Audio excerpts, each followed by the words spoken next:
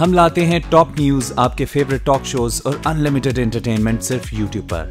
अगर आपने अभी तक हमारा चैनल सब्सक्राइब नहीं किया तो अभी सब्सक्राइब करें और बेल आइकॉन को क्लिक करके हमारी लेटेस्ट वीडियोस के बारे में अपडेट जानें। सब्सक्राइब कीजिए और हम आपको लिए चलेंगे आपकी फेवरेट वीडियो की तरफ।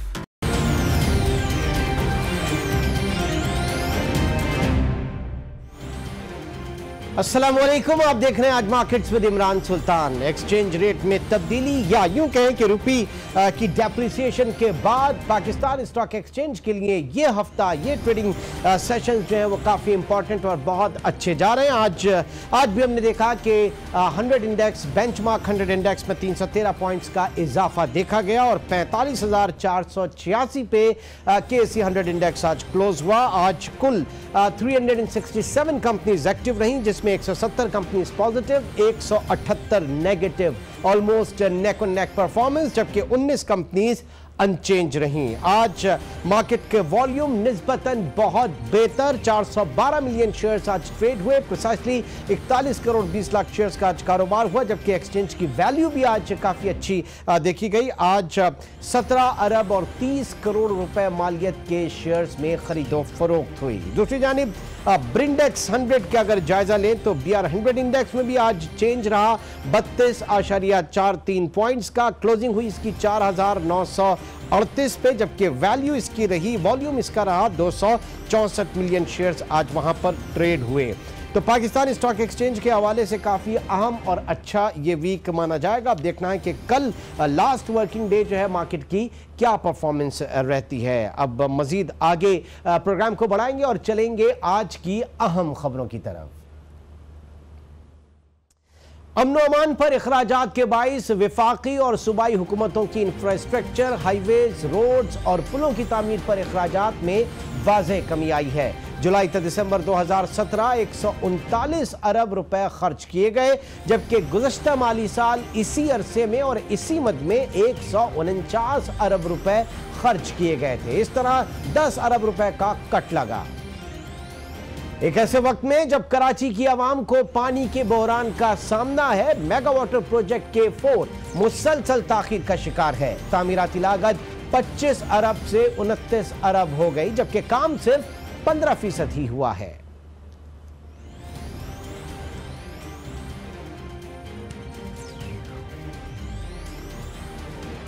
अब आपको बताएं कि पाकिस्तान से लेबर माइग्रेशन में 11% कमी हुई है। 2016 में लेबर माइग्रेशन 8,40,000 थी, जबकि 2017 में लेबर माइग्रेशन जो है वो 4,50,000 रह गई। इस तरह सऊदी अरब में पाकिस्तानी लेबर्स की जगह अब बांग्लादेश ने ले ली है। आज के प्रोग्राम में हम बात करेंगे पाकिस्तान की मुआशी इस्तेहकाम के हवाले से हुकूमत की तरजीहात क्या हैं, रुपए की कदर गिराने से, रुपए को डीवैल्यू करने से क्या वाकई हम समझते हैं कि इस वक्त सूरत हाल बेहतर हो जाएगी, हमारे जो रिजर्व्स हैं वो बेहतर हो जाएंगे, या हमारी जो एक्सपोर्ट्स हैं वो बेहतर हो जाएंगी। इस हवाले से हम बात करेंगे। मिर्ज़ा इख्तियार बेग इस वक्त हमारे साथ मौजूद हैं, आप साबिक मुशीर टेक्सटाइल हैं। डॉक्टर साहब बहुत बहुत शुक्रिया आज न्यूज़ के लिए वक्त निकालने का, प्रोग्राम के लिए। ये फरमाइए कि पिछले 4 महीने के अंदर 9.4% रुपी डीवैल्यू हुआ। आप समझते हैं कि जो मकासद इस वक्त बयान किए जा रहे हैं रुपए की डेप्रिसिएशन के हवाले से, डॉलर महंगा करने के हवाले से, क्या वाकई वो हल हो जाएंगे? जी, मेरी राय से बिल्कुल खिलाफ है कि ये डॉलर की डिवैल्यूएशन के तमाम मसाइल हल हो जाएंगे। वक्ती तौर पे एक्सपोर्ट्स कॉम्पिटिटिव जरूर हो सकती हैं और थोड़ा सा एक्सपोर्ट्स का क्वांटम में इंक्रीज हो सकता है, लेकिन आप ये देखें कि रातों रात आपके जो फॉरेन लोन्स हैं, जो फॉरेन डेट्स हैं, उसमें 9.5 से 10% रुपए की कीमत कम होने की वजह से या डॉलर की कीमत बढ़ने की वजह से तकरीबन 100 अरब रुपए के आपके कर्जे बैलेंस शीट में आपके बढ़ जाएंगे। फिर आपकी इंपोर्ट जो है वो एक्सपोर्ट के लिए रॉ मटेरियल हम बहुत सारा इंपोर्ट करते हैं, केमिकल्स हैं, डाइज हैं और पेट्रोलियम मसनूआत आपके बिलियन की आती हैं जो मुल्क को जरूरत होती है ट्रांसपोर्ट में, बिजली पैदा करने में, बिजली घरों में वगैरह। ये सब की कीमतें तकरीबन 10% बढ़ जाएंगी और मल्टीप्लायर इफेक्ट होगा, क्योंकि फिर उसके ऊपर ड्यूटीज और उसके ऊपर जो आपका टैक्सेस हैं वो लगेंगे, तो वो महंगी हो जाएंगी।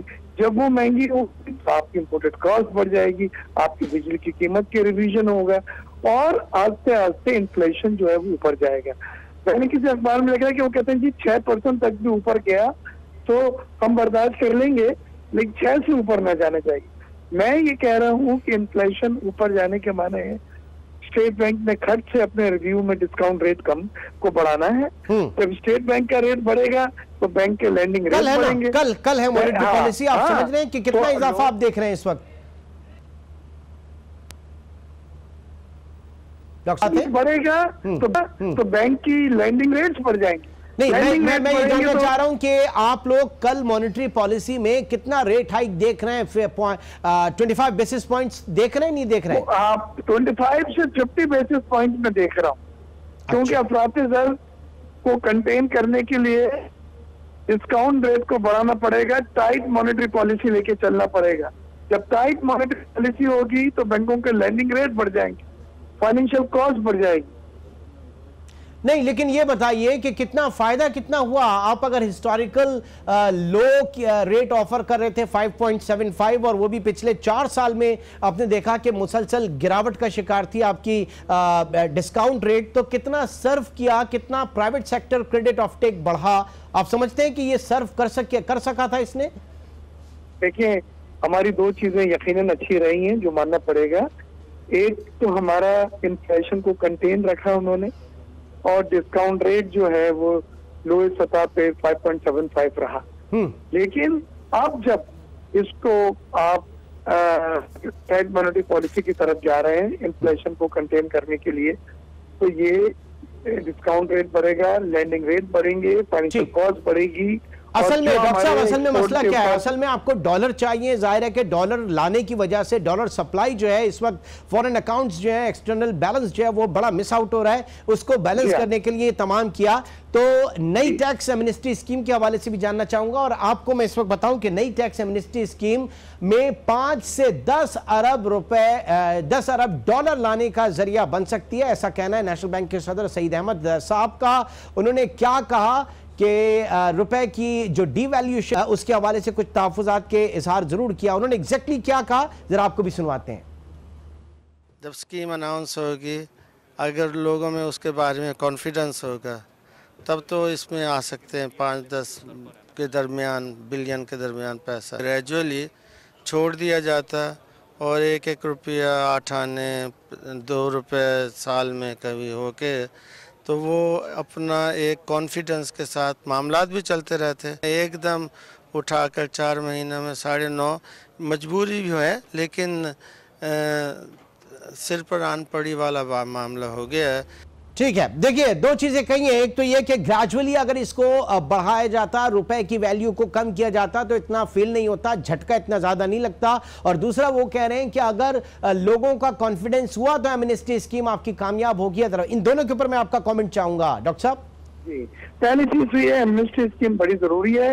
ये पहली स्कीम है जो ओवरसीज असासों के डिक्लेयर या to bring them back Pakistan में लाने के लिए है, और ये न इसमें पॉलिटिशियन शामिल है, ना ब्यूरोक्रेट शामिल है, मोस्टली वो बिजनेसमैन शामिल है जो हालात खराब होने की वजह से लॉ एंड ऑर्डर की सिचुएशन खराब होने की वजह से अपने जमा पूंजी मुल्क से बाहर लेके उन्होंने सरमायाकारी की थी, और हालात बेहतर होने से वो इसको मुल्क में ला रहे हैं। मैं ये तो समझता कि 10 अरब डॉलर आ जाएंगे, 4 से 5 अरब डॉलर तक एक तख्मिया है शबर जैदी और दूसरे लोगों ने जिस कमेटी में है उसने दिया है। और साथ ही साथ मैं ये समझता हूँ कि टैक्सेस के मद में भी जो डिक्लेरेशन होगा वो भी एक खातिर ख्वाह रकम नेशनल एक्सचेकर मिलेगी।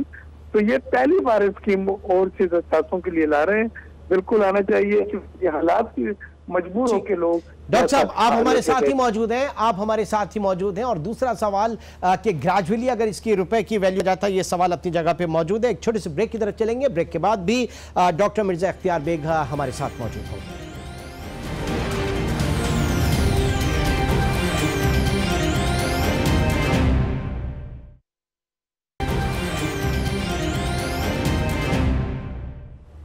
Welcome back. डॉक्टर मिर्जा अख्तियार बेग साहब हमारे साथ मौजूद हैं और अब हमें ज्वाइन किया है खालिद तवाब साहब ने भी। आप साबिक वजीर सनअत व पैदावार हैं। खालिद साहब बहुत शुक्रिया प्रोग्राम के लिए वक्त निकालने का।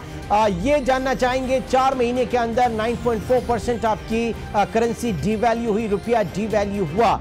कहा यह जा रहा है कि एक्सपोर्ट्स को बूस्ट मिलेगा, क्या वाकई मिलेगा?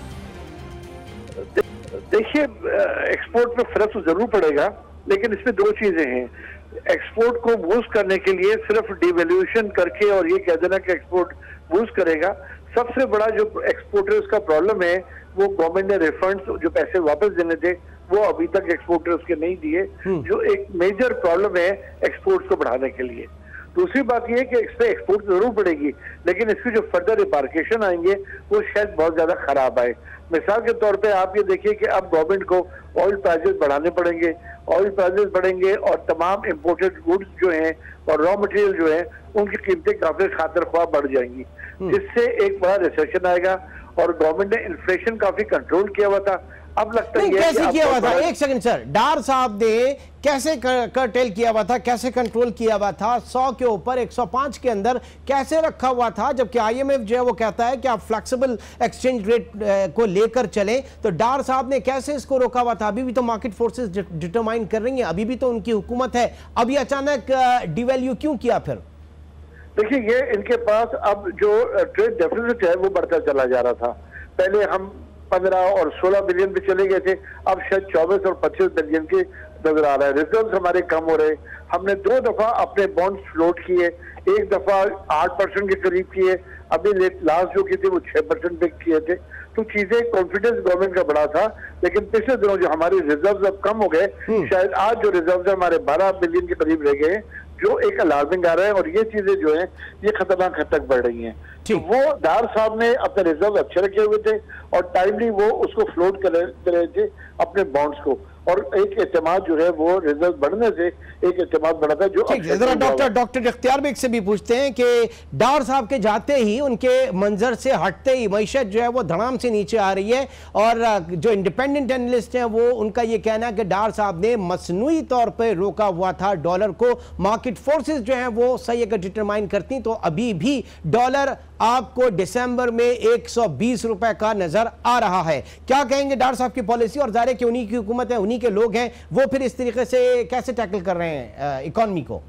बेग साहब, डार साहब ने मैनिपुलेशन और इंटरफेरेंस इख्तियार की थी, और स्टेट बैंक भी इंटरफेरेंस कर रहा था, और डिमांड एंड सप्लाई मैकेनिज्म को वो नेचुरल नहीं रखा था, बल्कि जब जरूरत होती थी वो पंप इन कर देते थे। जब पेमेंट्स होती थी हैवी, तो डॉलर पंप इन मार्केट में कर देते थे, और उससे ये आर्टिफिशियली डॉलर को पहले 98 पे फिर 105 की सतह पे रखा था। लेकिन अब जब, जैसे खालिद भाई ने कहा कि अब आपका करंट अकाउंट जो है वो पूरी तरह से डेफिसिट में चला गया है, तिजारती खसारा जो है वो बहुत अलार्मिंग हद तक बढ़ गया है। दोनों ने आपके रिजर्व को डिफिट करा है, रिजर्व स्टेट बैंक के 12 बिलियन रह गए हैं, और रुपए की कदर के ऊपर उसका प्रेशर हुआ, रुपए ने हाइक करा है एक दिन में 5 रुपए का। तो ये 9.5% का जो डिवैल्यूएशन हुआ है, आपका एक सवाल ये भी था कि क्या एक साथ होना ये अच्छा था? तो मैं ये कहूंगा, मैं इसके फेवर में नहीं था, क्योंकि एक साथ करने के माने ये होते हैं कि आप अपने बायर को एक मैसेज देते हैं कि भाई हमारी करेंसी 10% सस्ती हो गई है, यानी हमें 10% डॉलर ज्यादा मिलेगा, तो वो फॉरेन डिस्काउंट मांग लेता है कि जी 5%। ऐसा हो रहा है क्या? ऐसा हो रहा है? आपका बिल्कुल हमारा बायर जहाँ डिवैल्यूएशन का लमसम होती है 5% और उससे ज्यादा, तो वो बायर फिर आपसे बोलता है कि जी हम सौदा करने को तैयार, ऑर्डर देने को तैयार है, लेकिन इसमें आप हमें 5%, 7%, 8% डिस्काउंट दें। और ऐसे डेस्परेट सेलर हमारे एक्सपोर्टर जो है बेचारे मजबूर हो जाते हैं वो देने से। इसको आपने फ्लोटिंग रखना था, करेंसी एडजस्टमेंट के साथ रखना था, 1-1 रुपए 1.5 रुपए के साथ उसको रुपए को गिराते, तो ये नेचुरल फिनोमेना रखता है, एकदम से इंपोर्ट पे इम्पैक्ट भी नहीं आता। ठीक है, ट्रांसपोर्ट भी नहीं महंगी होती। ये फरमाइए कि एक बार फिर इंटरनेशनल क्रूड ऑयल प्राइसेस $69-70 पर बैरल के करीब इस वक्त देखी जा रही है। ये पाकिस्तान के लिए कितना टफ टाइम आगे आ रहा है हमारे इकोनॉमिक मैनेजर्स के लिए, और जाहिर है कि अल्टीमेटली भुगतना तो पाकिस्तान की आवाम को है। जी देखिए, ये जो ट्रेड डेफिसिट जो हमारा आ रहा है उसकी एक बहुत बड़ी वजह ये ऑयल प्राइसेस ही है। अब फिर थोड़ा सा नजर आ रहा है कि शायद थोड़ा सा प्राइसेस नीचे आ जाए, लेकिन ये बहुत अलार्मिंग है। और मईशत जो है, आज आप सारे चैनल्स में आप लोग भी डिस्कस कर रहे हैं, अखबारों में भी ये आ रहा है कि ट्रेड डेफिसिट को हम कंट्रोल नहीं कर पा रहे। लेकिन जो इसाक डार साहब का आपने सवाल किया था कि उन्होंने 105 रुपए पे कैसे रखा हुआ था, तो आप ये देखें हमारी जो बोरोइंग थी इन टर्म्स ऑफ डॉलर्स वो तकरीबन 84 और 85 बिलियन डॉलर हो गई है।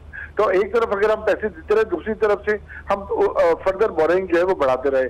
और बड़े बदनसीबी ये है कि जो भी बरसर इख्तिदार होता है, फाइनेंस मिनिस्टर होता है, वो ये कोशिश करता है कि मैं अपने 5 साल गुजार लूं और बोरिंग कर लूं, परवाह नहीं है। जब अगली हुकूमत आएगी वो सोचेगी कि पैसे किस तरह देने। लेकिन यहाँ पर चूंकि फाइनेंस मिनिस्टर चेंज हुए, पॉलिसी चेंज हुई, तो वो चीजें जो है वो वाज़ेह तौर पर पहले ही आनी शुरू हो गई है।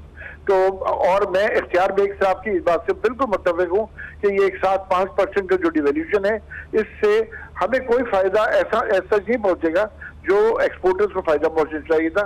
अगर 25 पैसे 50 पैसे हर हफ्ते में बढ़ाते रहते तो उसका फायदा जो है वो हमारे एक्सपोर्टर्स को पहुंचता। अब ये जो है ये पास ऑन हो जाएगा टू द बायर, जाहिर है कि पास ऑन हो जाएगा बायर के ऊपर। नाउ ये हुकूमत, मौजूदा हुकूमत, मुस्लिम लीग नून की हुकूमत, जाहिर है कि जो मिनिस्टर्स हैं उनका कुछ और नैरेटिव है, प्राइम मिनिस्टर का कुछ और नैरेटिव है, हकीकत कुछ और है जो इस वक्त हमारे सामने मौजूद है। तो क्या अपनी लेगेसी छोड़कर जा रही है 2018 के बाद, 2018 में इलेक्शन के बाद जो नई हुकूमत आएगी, जाहिर है उससे पहले केयरटेकर गवर्नमेंट जो है वो IMF से डील नहीं कर पाएगी, तो आइंदा आने वाली हुकूमत के पास IMF के दरवाजे के अलावा कोई और दर होगा?